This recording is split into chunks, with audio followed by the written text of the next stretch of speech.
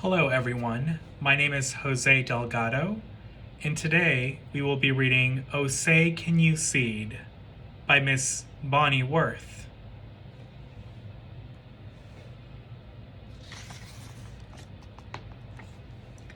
I'm the cat in the hat, and I think that you need to come take a look at this thing called a seed.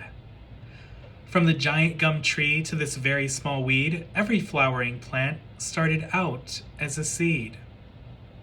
Plants are so useful to me and to you. Can you think of the ways? I will name you a few. The paper for books and the cloth for your pants came from trees and from cotton. That's two kinds of plants. The grains and the fruits and the veggies you eat, why, they came from plants too. And here's something that's neat. In a desert and woods and rainforests thick, grow plants that can make you feel well when you're sick.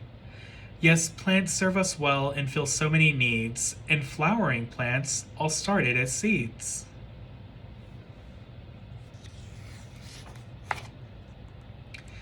Just what is a seed, you are wondering, maybe?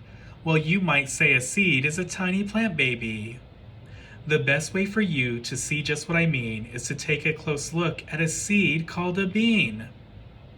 Like all seeds, a bean comes in three basic parts. Thing 1 and thing 2, please bring on the charts.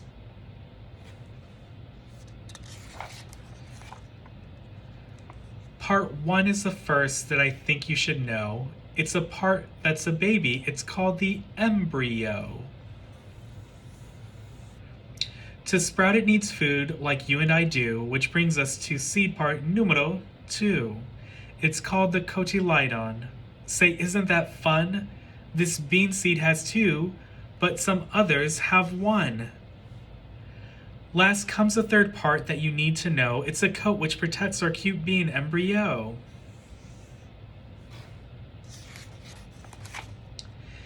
To sprout a bean seed, keep it moist but not wet, keep it covered with dirt, and then see what you get. In 7 or so days comes a part that I love. A root spreads below and stems shoot above. Now, in order to show a grown bean plant to you, we've traveled in time for some months, maybe 2. Thing 2 calls the part above ground the shoot system. Thing 1 calls the part underground the root system.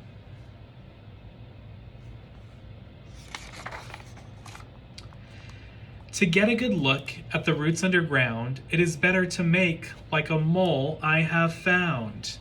Roots are not pretty, they're twisty and hairy, and some roots look even a little bit scary. Roots anchor a plant and help it stand true. Roots suck up the water and minerals too. And roots keep the soil from just washing away. That's pretty important now, wouldn't you say?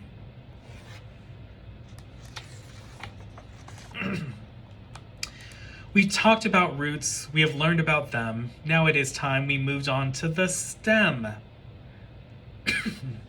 The stem is a pipe through which water shoots. It's absorbed from the soil and passed up through the roots. It shoots through the plants, and next, as you'll see, the leaves each turn into a food factory. Just like the rhino protected with horns, the stem of a rose is protected with thorns.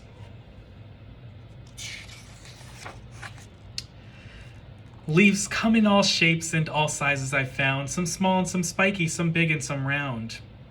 But the thing that all leaves have in common is this: they make their own food by photosynthesis.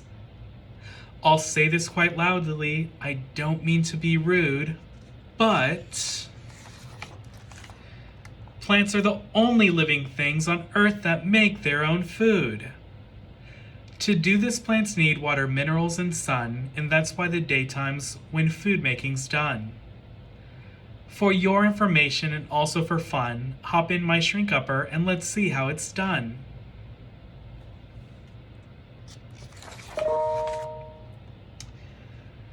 The leaf takes in CO2 through a stoma or pore.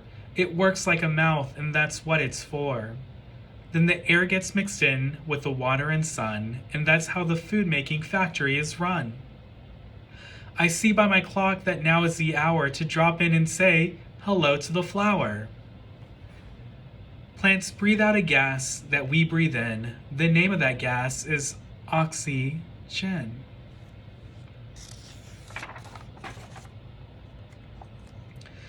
Thing 2 has a chart, he will share it with you, that shows what the parts of a flower all do. In the pistil are ovules, they're unfertilized seeds. The stamen holds pollen, which an ovule needs. An unfertilized ovule will not ever grow, and pollen's the stuff that will fix that, you know. A flower's own pollen or another's okay. That's where the bees play a role, by the way.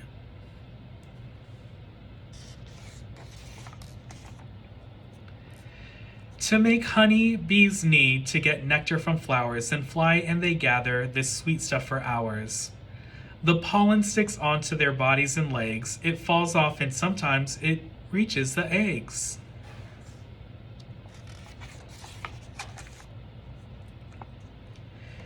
An ovule that's fertilized becomes a seed. Around it grows fruit upon which we need. When we say the word fruit, do you know what that means? It means olives, nuts, grains, plantains, and tangerines. And apples and oranges and pineapples too. All kinds of plant foods that are healthy for you. Some foods are juicy and messy to munch on. Dry ones like nuts are nice just to crunch on.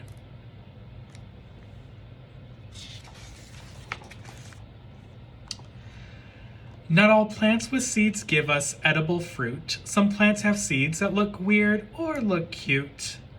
Burr seeds are hitchhikers that ride on your clothes. And dandelion seeds sometimes fly up your nose. Some seeds come in pods that explode like a sneeze. Other seeds may have wings and can fly on a breeze. But whether they stick or they blow or they fly, seeds bring us life, and now you know why. I see the sun setting and here comes the moon. Your mother is calling, your dinner is soon. I hope you have learned from my little seed talk, and now I will climb up this giant beanstalk.